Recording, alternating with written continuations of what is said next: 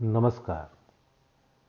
उनके खत और आप की 488वीं कड़ी 488th एपिसोड में अभिवादन स्वीकार कीजिए देवतोष का।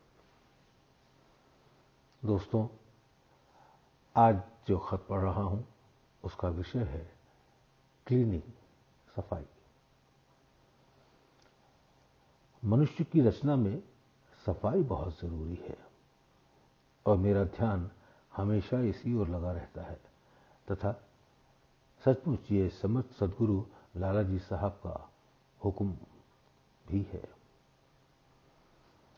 आध्यात्मिक शिक्षण आंतरिक सफाई या चक्रों की शुद्धता से शुरू होता है, जो कि आध्यात्मिक विकास में बहुत जरूरी तत्व है। इस प्रकार आध्यात्मिकता में सही ढंग से शिक्षण अंदरूनी सफाई से शुरू होता है, जिसको नकारना योग साधना से प्राप्त शक्तियों के दुरुपयोग की ओर ले जाने वाला होगा। सफाई करने के लिए हठ योग ज्यादातर शारीरिक अभ्यास की सलाह देता है। उनमें से कुछ सामान्य मनुष्यों के लिए बहुत ही कठिन और दुष्कर होता है। बुद्धि के सुधार या चक्रों की सफाई के लिए शिक्षकों द्वारा अक्सर बताए गए कठोर मेहनत वाले लंबे और कठिन अभ्यास निरर्थक हैं। सहज मार्ग साधना पद्धति में समर्थ सदगुरु की प्राणाहुति शक्ति की सहायता से एक आसान मानसिक अभ्यास द्वारा सफाई का कार्य किया जाता है। केंद्र बिंदुओं की सफाई के लिए सहज मार्ग एक और सरल विधि बतलाता है और समर्थ सदगुरु स्वयं भी प्राणाहुति क्रिया के माध्यम से सफाई करते हैं। मल, विक्षेप और आवरण दूर कर शरीरों की सफाई की देखरेख समर्थ सदगुरु करते हैं। सायंकाल आधा घंटा ध्यान में बैठे और यह ख्याल करें कि समस्त द्वेष, विकार, आंतरिक कालिमा और मल आदि शरीर के पीछे की ओर से धुएं या भाप के रूप में निकल गए हैं। उनकी ओर ध्यान न लगाए जिनसे छुटकारा पाना है। अपने विचारों द्वारा उन्हें निकाल फेंकते रहें।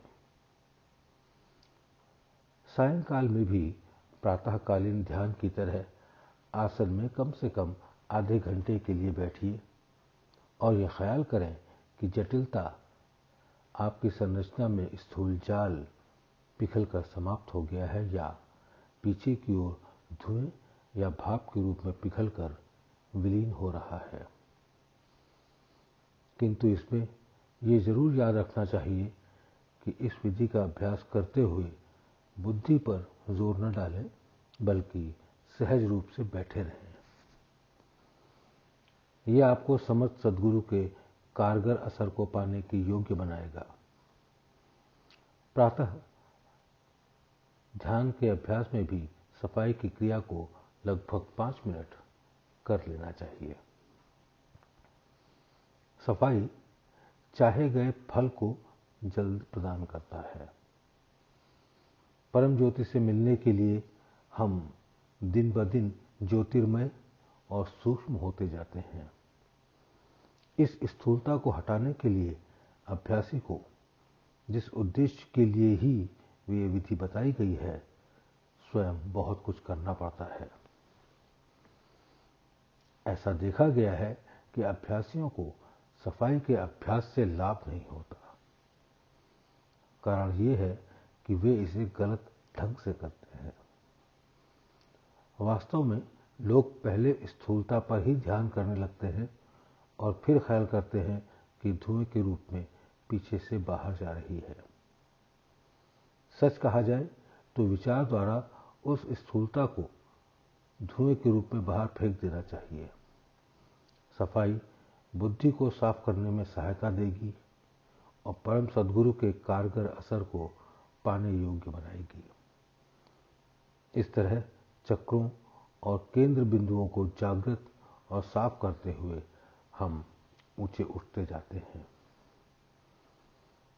ये कहना काफी होगा कि सफाई की क्रिया आत्मा के परिष्कार के लिए मानवीय संकल्प के रूप में विचार की मूल शक्ति का उपयोग करती है, जिससे कि सूक्ष्मतम मूल तत्व के तादात्म्य के साक्षात्कार हेतु ढलावदार व फिसलन वाले रास्ते को पार करने योग्य बन सके। रामचंद्र।